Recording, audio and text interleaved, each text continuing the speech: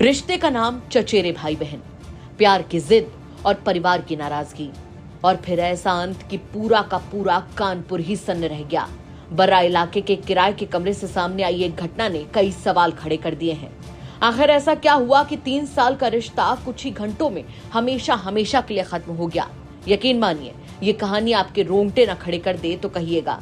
दरअसल कानपुर के बर्रा 7 इलाके में किराए के कमरे से एक बेहद दर्दनाक मामला सामने आया है।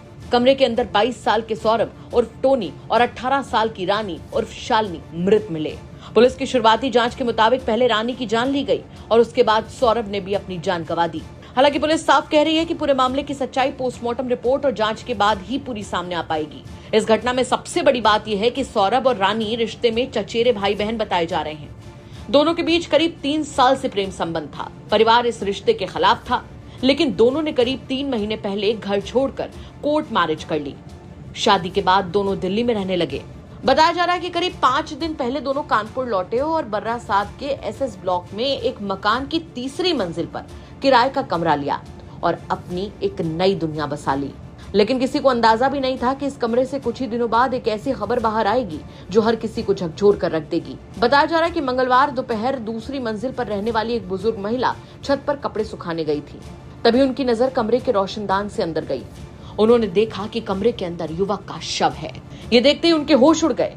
उन्होंने तुरंत मकान मालिक को जानकारी दी। इसके बाद पुलिस को सूचना दी गई। पुलिस और फोरेंसिक टीम मौके पर पहुंची। जब कमरे का दरवाजा खोला गया तो अंदर का मंजर बेहद दर्दनाक था। दोनों पति पत्नी का शव कमरे में ही था। जांच के दौरान फोरेंसिक टीम को कमरे में कुछ ऐसे सुराग भी मिले जिन्होंने इस मामले को और भी ज्यादा चर्चा में ला दिया है। कमरे की जमीन पर सिंदूर फैला हुआ था। वहीं एक सिंदूर की डिब्बी भी पास में पड़ी थी। रानी की मांग सिंदूर से भरी हुई थी और सौरभ के हाथ पर भी सिंदूर के निशान मिले। पुलिस को आशंका है कि ये सब घटना के बाद हुआ, लेकिन इसकी पुष्टि जांच पूरी होने के बाद ही हो सकेगी। उधर रानी की मां पिंकी का कहना है कि घटना से कुछ समय पहले ही उनकी बेटी और दामाद से बातचीत हुई थी। उस समय दोनों एकदम ठीक लग रहे थे और किसी तरह के विवाद का एहसास तक नहीं हुआ। उन्होंने आरोप लगाया कि कोर्ट मैरिज के बाद भी सौरभ के परिवार वाले रानी को स्वीकार नहीं कर रहे थे और दोनों पर अलग होने का दबाव बनाया जा रहा था। पुलिस अब इन आरोपों की भी जांच कर रही है। वहीं जांच के दौरान एक और बात सामने आई है कि जिस मकान में दोनों रह रहे थे वहां मकान मालिक को उनके बारे में ज्यादा जानकारी नहीं थी। पुलिस ने कमरे के बाहर खड़ी बाइक के नंबर के आधार पर ही परिवार तक पहुंच बनाई, जिसके बाद अब किराएदारों के वेरिफिकेशन को लेकर भी सवाल उठने लगे हैं। फिलहाल पुलिस हर पहलू की जांच कर रही है।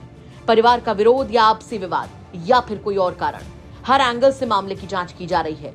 हालांकि सभी सवालों के सटीक जवाब तो जांच और पोस्टमार्टम रिपोर्ट सामने आने के बाद ही मिल पाएंगे। लेकिन इतना जरूर है कि चचेरे भाई बहन के इस रिश्ते ने पहले परिवार में विवाद खड़ा किया, फिर कोर्ट मैरिज तक बात पहुंची और अब इसी रिश्ते का अंत 2 मौतों के साथ हुआ। एक किराए का कमरा, बिखरा हुआ सिंदूर और अधूरे सपने, ये सब पीछे छोड़ गए हैं कई ऐसे सवाल जिनके जवाब अभी पुलिस तलाश रही है। वहीं इस पूरे मामले को लेकर पुलिस क्या कुछ कह रही है वो भी सुनवा देते हैं आपको।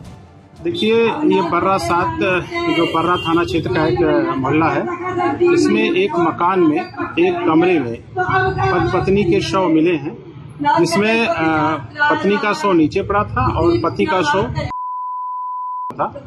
ये करीब 4-5 दिन पूर्व इस मकान में किराए पे रहने आए थे और ये लोग मूल रूप से सचंडी थाना क्षेत्र के रहने वाले हैं। कुछ दिन पूर्व इनका प्रेम विवाह हुआ था। अब आज ये इनके मकान मालिक के द्वारा ये सूचना पुलिस को दी गई कि कमरे में दोनों के शव पड़े हैं। इस सूचना पर हमारे सारे अधिकारियों द्वारा घटनास्थल का निरीक्षण किया गया है और फॉरेंसिक टीम के द्वारा भी गहराई से घटनास्थल का निरीक्षण किया गया है और इसमें इनके परिजन भी मौजूद हैं, लड़की के परिजन मौजूद हैं और उनके कुछ आरोप प्रत्यारोप हैं जिस पर हम लोग गहराई से छानबीन कर रहे हैं। फिलहाल शव का पंचनामा करके उनको पोस्टमार्टम हेतु भेजा जा रहा है और मृत के सही कारणों की जानकारी पोस्टमार्टम के पश्चात ही हो पाएगी और जिस प्रकार से इनके परिजन कोई FIR या तहरीर देंगे उसी के अनुरूप इसमें कार्रवाई की जाएगी। फिलहाल आप क्या कुछ कहेंगे इस खबर पर कमेंट करके जरूर बताएं।